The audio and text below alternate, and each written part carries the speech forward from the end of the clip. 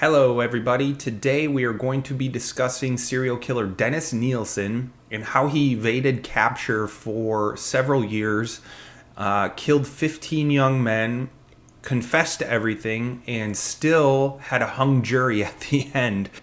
Not sure how it happened, but we will dive into it and try to figure it out today. So getting right into it, Dennis Nilsen was born on November 23rd of 1945. He was born in Scotland to Elizabeth Wyatt and Olav Nilsen. His father was not around. Dennis's father figure growing up was his grandfather. He was super attached to his grandpa. They did everything together. Dennis was not particularly close to his mother either, so everything revolved around his grandpa and the time he got to spend with him. When Dennis was 6 years old, all of his childhood trauma began. He came home from school one day to his mother crying in the living room. Not knowing why she was crying, he asked what was going on, and she said, "If you want to see your grandpa, go into the kitchen." So Dennis, obviously loving his grandpa, he went into the kitchen to find an open casket with his grandpa inside, obviously dead. This traumatized him. He did not know that his grandfather had died, and his mom just sent him in there, and he witnessed his grandfather laying in a casket dead at the age of 6 years old. I would say that's probably not how you want to tell your child that their grandfather had died, is just sending them in to see the open casket. And also, why do you have an open casket in your kitchen, just like laying on a table? Not sure why that was the case. But anyway, from that moment on, Dennis's life kind of changed. Like I said, he was traumatized. He became very antisocial. It was very hard for him to get along with other kids in school. He was also known to retreat from any attempts that his family made to show affection towards him because of this incident. He was super closed off and really didn't want anything to do with them. He did, however, build a relationship with his younger sister, Sylvia. He would talk to her, play with her, and eventually she actually helped him feel less secluded from the family. But it still wasn't the type of relationship that he had with his grandfather. Around the age of 12 or 13, Dennis Nilsen discovered that he was gay. This discovery confused him beyond belief. Gay people were not accepted into the community. So being an outcast and being gay, he was very confused about the whole situation that he was in. Dennis kept this secret because he was actually attracted to boys that looked fairly similar to his sister. So adding on to the confusion that he felt throughout his life, all the boys that he was attracted to looked very similar to his sister. This was very confusing for him, so he actually fondled his sister. So he was thinking that the only reason he liked these boys that looked like his sister is because he really loved his sister, and that's why he felt the attraction to these boys. However, that instance just sent him further into his confusion and the weird, life that he was living hidden from the rest of his family. Nilsen in school was kind of the weird person as well. He didn't really have many friends. On one occasion, he was actually fondled by a few older boys, and he later stated that he enjoyed the encounter. I'm not sure why everyone is fondling each other in London, but they should probably stop that. Weird. Nilsen, after that incident, then went on to fondle his older brother while his older brother slept. His older brother, Olav, didn't necessarily know what happened, but he thought it was maybe dreaming, and he actually had some suspicion that his brother was gay after that incident. Dennis went through his schooling, keeping the secret that he was gay. So at the age of 16, he decided to join the army to get away from his home life. He became a cook and served as a butcher in the Army Corps. Although Dennis joined the military to get away from his home life and the bullying that he had throughout his childhood education, once he joined the Army, he still was being bullied. So nothing ever changed. It was basically like schoolyard antics in the Army Corps as well. Most of the recruits that Dennis was with thought that he was gay and pretty much bullied him because of that. He was kind of a flamboyant kid, and when the actual combat training started and they had to do hand-to-hand combat, everyone was practicing their punches and everything like that. And when he got up, when it was Dennis's turn to go, he would actually slap people. He wouldn't actually throw punches. So that kind of raised the suspicion level as well with his colleagues at that point, thinking that, he was different than everyone else, and they all thought that he was gay. Throughout his Army Corps career, Dennis actually became fascinated with photography. He would actually get all of his comrades together, stage a fight scene where everyone was dead or dying, and he would go through and actually photograph that combat scene. He would take pictures with the staged dead bodies throughout the scene. Everyone was saying, after the fact, that he was actually exploring his fascination with death at this point. Dennis left the Army at the age of 26, moved to London, and got a job at a job center. This is where his fascination with death really expanded.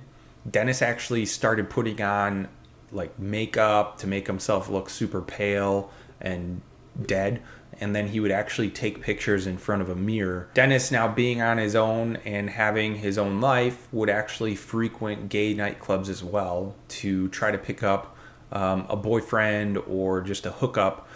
He was really longing for a steady relationship, which kind of also plays a key role into how he goes about killing everyone. Dennis was really just looking for a relationship that he never had growing up. He wanted someone that he could trust and share his life with, but visiting all of these gay clubs, it was really more of like a hookup type scene, and he never really found that person that he could trust and have that relationship with. So he was actually getting very frustrated with that scene. In November of 1975, Dennis Nilsen met a 20-year-old outside of a nightclub. His name was David Gillichin.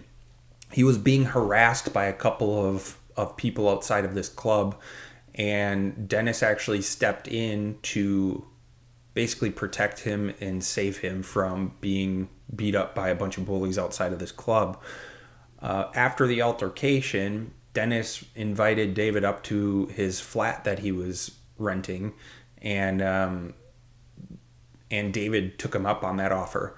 The two men spent the whole evening talking and continued to drink. Their conversation lasted into the early morning hours, when both of them finally fell asleep. The very next day, he actually decided to ask David to move in with him.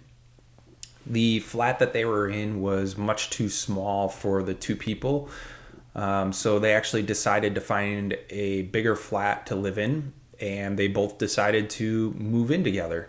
Dennis and David did have a relationship, but it was quite confusing because Dennis wanted it to be a super serious relationship, basically boyfriend and boyfriend, but David didn't really see it that way. He was kind of on and off. And it was really more of an artificial relationship for David, which frustrated Dennis beyond belief, because that's exactly what he wanted, a strong and long-term relationship, and he just wasn't getting it out of this. Within a year, they were arguing a lot. They were both bringing partners home. They both basically decided to end the relationship, and they went on and lived their separate lives, moved out of the flat that they were in. So now Dennis is alone again.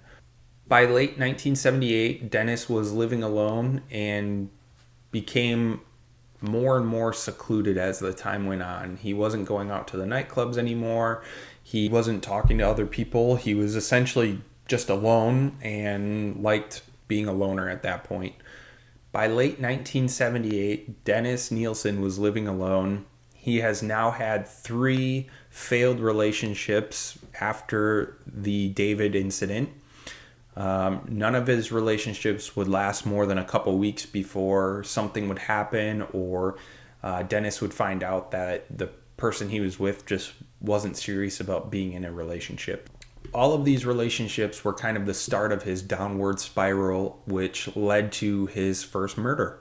Dennis Nilsen killed his first victim on December 30th, 1978.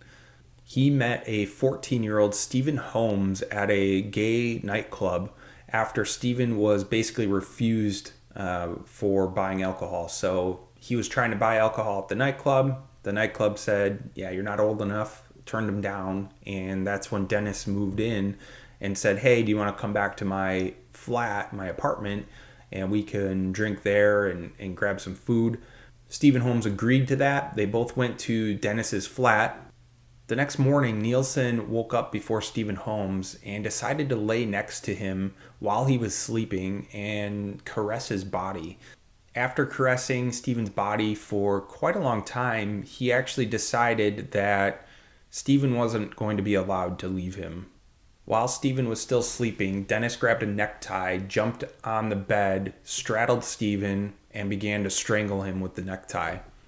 Once Stephen was unconscious, Dennis decided to take him and drown him in a bucket of water, inevitably killing him. Dennis then washed Stephen's dead body in the bathtub, cleaning him up, took him out of the bathtub, and placed him in the bed. He then pleasured himself a few times over Stephen's dead body.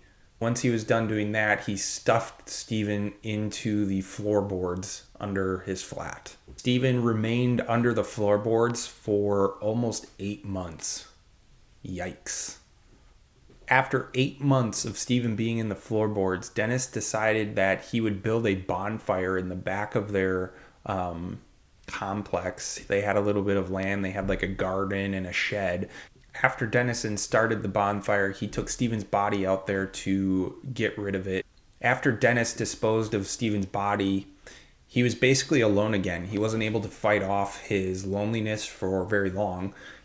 2 months after he burned Stephen's body, he found his second victim. In October of 1979, Dennis Nilsen attempted to murder a foreign exchange student from Hong Kong named Andrew Ho. He met Andrew at a bar and lured him to his flat with the promise of sex. Nilsen attempted to strangle Andrew Ho, but he was unsuccessful. Andrew fought back a little bit, was able to get away. Andrew then went to the police. The police questioned Nilsen about the incident, but decided not to press charges against him. I'm not sure why they would have not pressed charges, because they actually said that Andrew had prints on his neck from being strangled, and the police were basically questioning Nilsen. Was like, hey, did you try to choke this kid? And Nielsen's like, yeah, no. And they're like, okay, I guess that'll work. Like, he literally had marks on his neck. Come on, guys. I feel like every time there's a killer or like a serial killer, someone gets away and they're like, hey, this guy just tried to kill me. And the police are like, yeah, I guess, but we'll just let him continue. We're not going to actually do anything about it. Police didn't press charges, and Dennis Nilsen was basically free to continue to kill people. After the incident, Dennis was alone again and very frustrated that he is not able to find a relationship. He was able to stifle his feelings for 2 months before they became overwhelming, and he decided to look for his next victim. Dennis met a 23-year-old Canadian student named Kenneth Okaden. After talking to Kenneth a little bit and learning that he was a tourist, Dennis decided to lure him into his flat by saying, hey, I can show you the sights around London. Just come back to my flat with me. We'll have some drinks, eat a little bit of food, listen to some music, and then I can show you around London. So Kenneth, being a trusting person, he took Dennis up on his offer and went back to his flat. As Kenneth was listening to some music, Dennis grabbed him from behind and took the earbuds out of his ears and strangled him with the cord. After Kenneth was dead, Dennis poured himself a glass of rum and basically sat there on a chair looking at the dead body, drinking his rum. He took Kenneth's body, put him in a bathtub, washed him up, put him on his bed, and sat there and caressed the dead body for a while. He engaged in necrophilia, although Dennis Nilsen basically said that he never penetrated any of the dead bodies. The next day, Nilsen photographed the body in various positions before stowing the dead body in the floorboards. Nilsen killed his third victim, Martin Duffy, a 16-year-old man, on May 17th of 1980. Duffy spent several days prior to meeting Nilsen, hitchhiking his way through London. Duffy and Nilsen met after running into each other at a train station, and they just started talking. Nilsen said that he looked exhausted and hungry, so he invited him back to his flat for some food and drinks, pretty similar to everyone else. After getting some food and some drinks, Duffy actually fell asleep, and while he was sleeping, Dennis Nilsen jumped on the bed, tied a ligature around his neck, and began to strangle him. He strangled him until he was unconscious, and then he drowned him in a bucket of water to kill him. Nilsen again bathed the body, put him on his bed, caressed him, engaged in necrophilia, and then stored him under the floorboards. This kill is basically what started to accelerate Nilsen's urges and needs to kill people. He killed 5 more victims over the next 6 months and did everything the exact same. He would strangle them, drown them, caress their bodies, take photographs, and then he would store them all in the floorboards. So at this point, he now has 8 people stored in the floorboards of his flat. The smell in his apartment is excruciating. The other tenants in this apartment were complaining about the smell, but they weren't exactly sure where it was coming from. Dennis was also dealing with an insect infestation. He would spray multiple times a day under the floorboards to try to keep the insects at bay, but it just wasn't doing anything. So everything was getting very extreme, and he had to figure out what he was going to do with all of these bodies. In December of 1979, Nilsen decided that it was time to get rid of all these bodies. He came up with a plan to dissect all the bodies that he had in the floorboards. He would cut them up into pieces. He would boil some of the parts so that the skin would come off the bone. He would place a lot of the organs in trash bags and dispose of them in the garbage.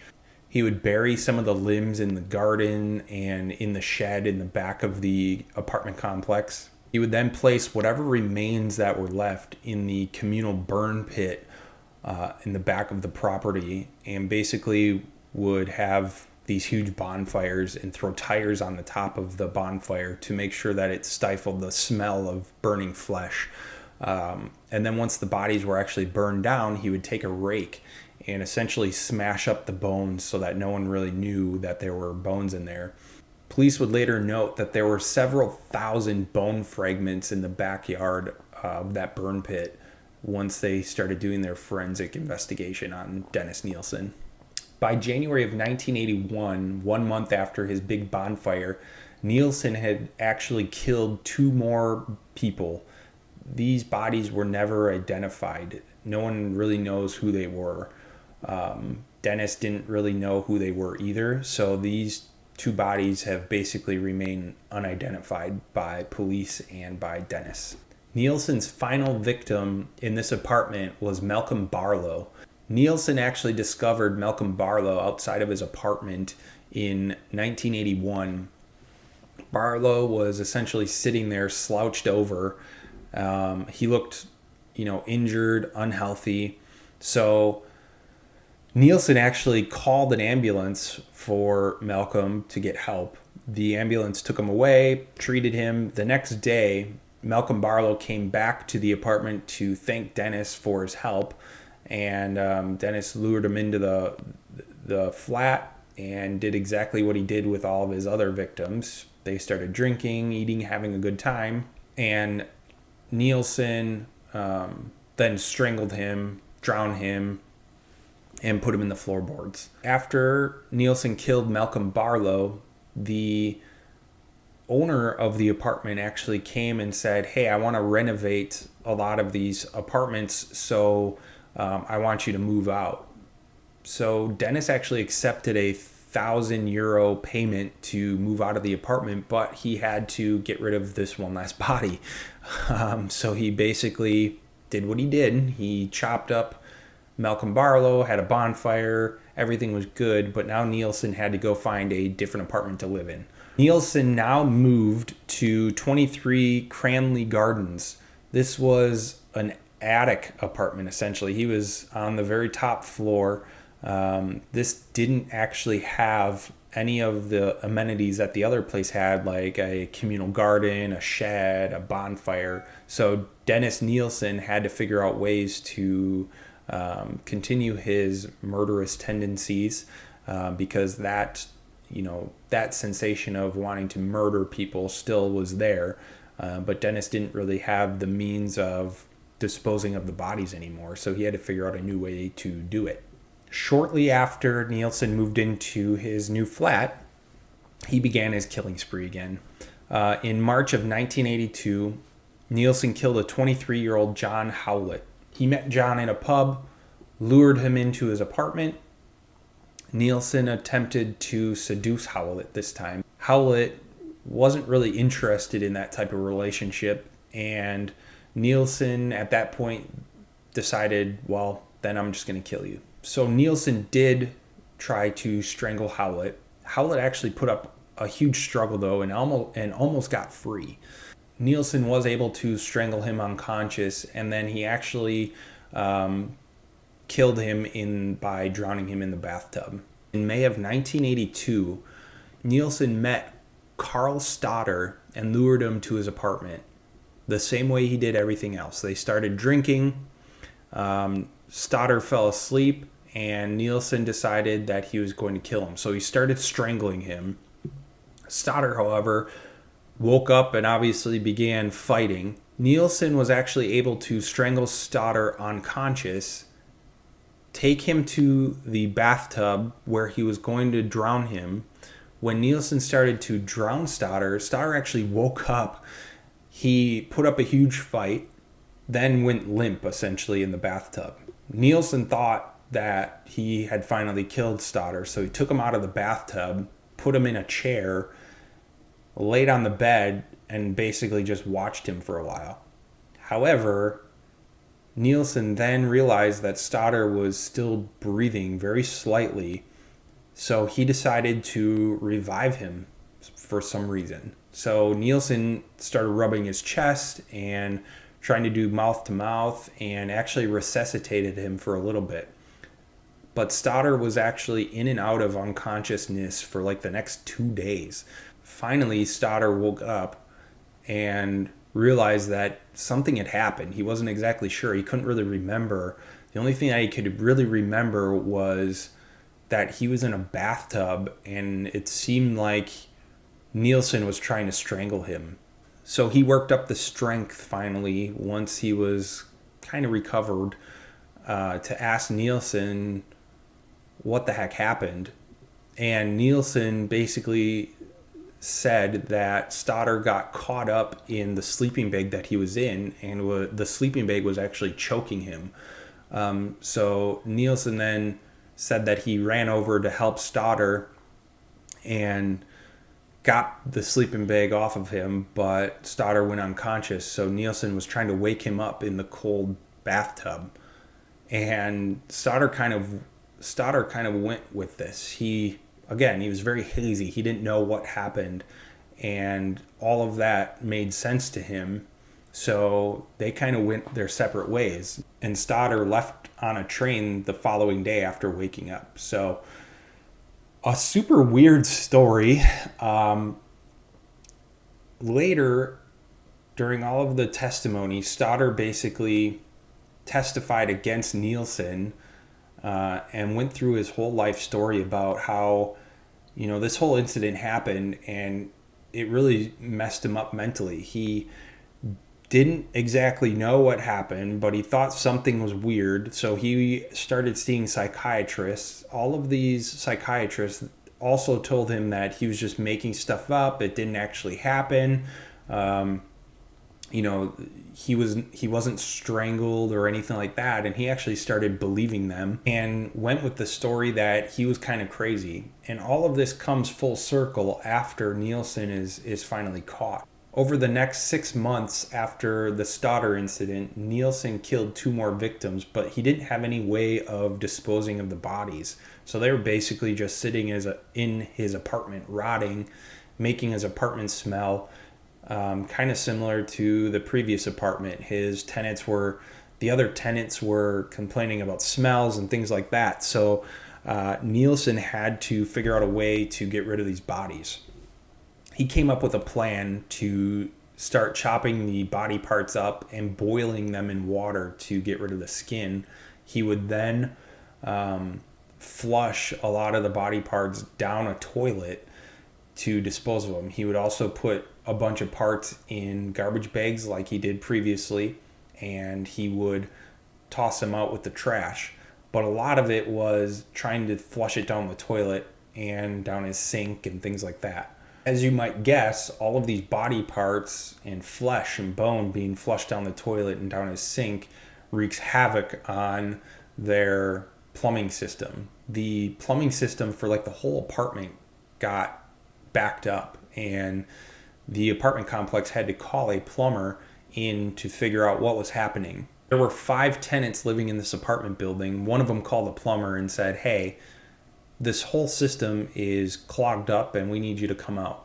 So this local plumbing company comes out to investigate all the blockages in this apartment complex. And with Nilsen and the other tenants looking on as this plumbing company was outside in basically a manhole trying to figure out what was going on, the plumbing company discovered that there were human remains that were clogging up all these drains. The technician that was in that manhole and discovered all of the human remains said, "We need to do a full inspection of the whole plumbing system to figure out what the heck is going on." So they postponed everything until the next day. That night, obviously, Nilsen was looking in on that technician, and that technician said he found body parts. So Nilsen, being scared that, hey, these are going to lead to me, he actually snuck down to that manhole and tried to clean up all the human remains that were in there and clogging up the whole system. However, one tenant in the apartment actually saw Nilsen sneak down there and go into the manhole and thought that was super suspicious. But they didn't really say anything because it wasn't really their place to say anything, or so they say. So they just kind of left it.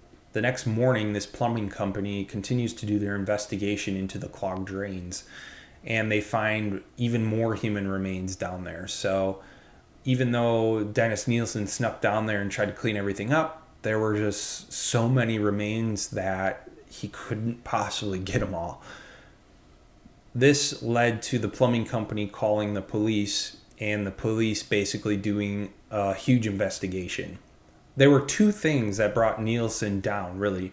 The plumbing that was clogged up basically led directly to his apartment. There was no questions about that. It was like one pipe coming down from his apartment that clogged everything up. So, that's kind of a red flag where it's coming from one apartment. Also, when the police showed up, the tenant that saw Nilsen going into the manhole spoke up and said, "Hey, just thought you guys might want to know that I saw this guy in the top apartment going down into that manhole last night, and it looked super suspicious, so maybe go talk to him." So the police did just that. They went up to Nilsen's apartment, knocked on the door. Nilsen opened the door, and the smell of rotten flesh and decomposition just flooded the nostrils of the police. The police started to question Nilsen, and Nilsen looks, knowing that he's basically caught, said, "What you're looking for is over here," and points to a couple trash bags full of human remains. So at this point, the police arrest Nilsen, take him down to the police station, and start interrogating him. During the interrogation, Nilsen confessed to killing 12 young men and boys between 1978 and 1983 when he was arrested. The true number of victims that police believe Nilsen had killed was 15, but they couldn't really prove all of that. Nilsen never showed any remorse and actually assisted the police by writing a journal about all of the killings. He wrote over 50 notebooks in total, full notebooks, so like 70-page notebooks. He wrote 50 of them about all of his killings. So he was almost like, he was almost bragging about it. Like basically every sociopath ever, he fired his attorneys and his legal representation, then rehired them, then fired them again, then rehired them again. So he was essentially the classic sociopath of thinking he could do everything himself, didn't like his representation. The one thing that still baffles me is Nilsen tried to plead not guilty by reasons of insanity. And the defense and prosecution kept bringing in all of these legal experts like psychiatrists and therapists and everything like that. And they all had contradicting arguments of, well, yeah, he murdered all these people, but he knew exactly what he was doing. And then another one would come in and say, no, he had this childhood trauma. He's clearly incapable of making the right decisions and everything like that. And this actually confused the jury enough to have a split decision. They couldn't come to a conclusion when it went to deliberation. They were a hung jury. However, the judge took it upon themselves to sentence Dennis Nilsen to life in prison without the eligibility of parole for 25 years. Weird sentence also. You have life in prison without the possibility of parole for 25 years for killing 15 people. I would say let's just stop at life in prison without the possibility of parole. Let's just stop it right there. You don't need to, possibly have parole in 25 years. Just life in prison. That's all. So that is the story. Dennis Nilsen actually died in prison in 2018. That is my story of Dennis Nilsen. If you liked this, which I hope you did, like and subscribe. That would be awesome.